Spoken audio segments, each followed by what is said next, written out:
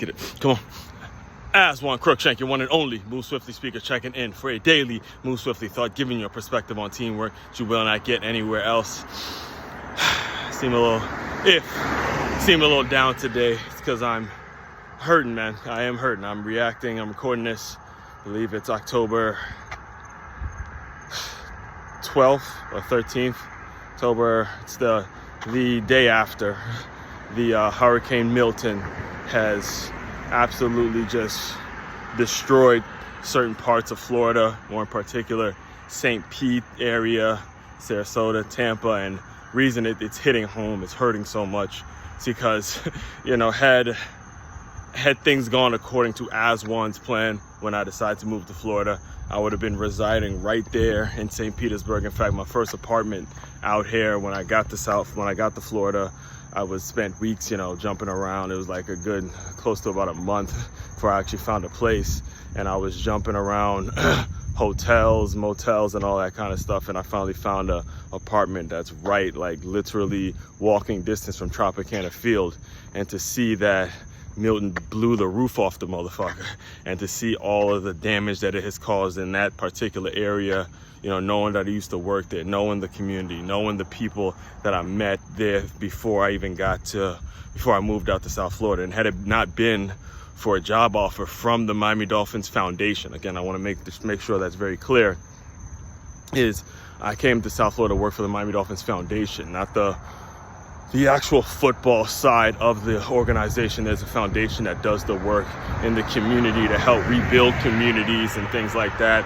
And they're here for times like this. There's a part of the organization that's built for times like this, where they are there to help when it comes to recovery, to the rebuilding of cities, to the rebuilding from, you know, traumatic events and all that kind of stuff. Just kind of seeing the recap and the devastation it caused, the lives that were lost, the people who've lost their homes and their cars. I mean, it's kind of surreal. It just is. It's one of those things where it's re-emphasized to myself, and hopefully it's coming across the screen to you, is that, listen, you can't take life for granted, guys. You cannot take any day, any moment, every opportunity that you have to be on this earth, to put your truth out there, to put your voice out there, to make some things, create opportunities, do something in which is going to make it so this world, this society, this generation, the next generation, somebody's going to be able to latch onto something that you did,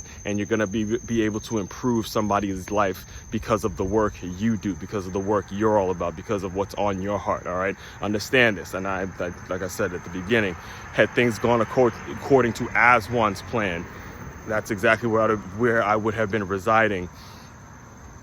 And had it not been for, again, this part-time job offer, I don't really even consider moving out to South Florida. And the bottom line to all this is make sure you're living your life in a way that's honoring God.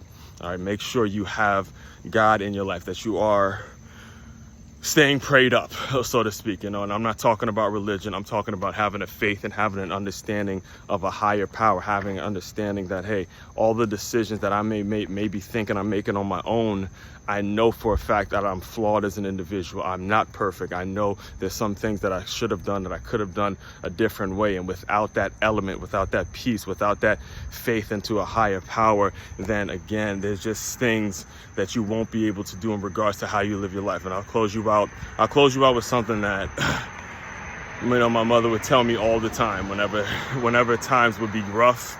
Especially, you know, and then dealing with me, there was a lot of those growing up, from, you know, having a car repossessed, you know, losing everything, and having a carpool with her.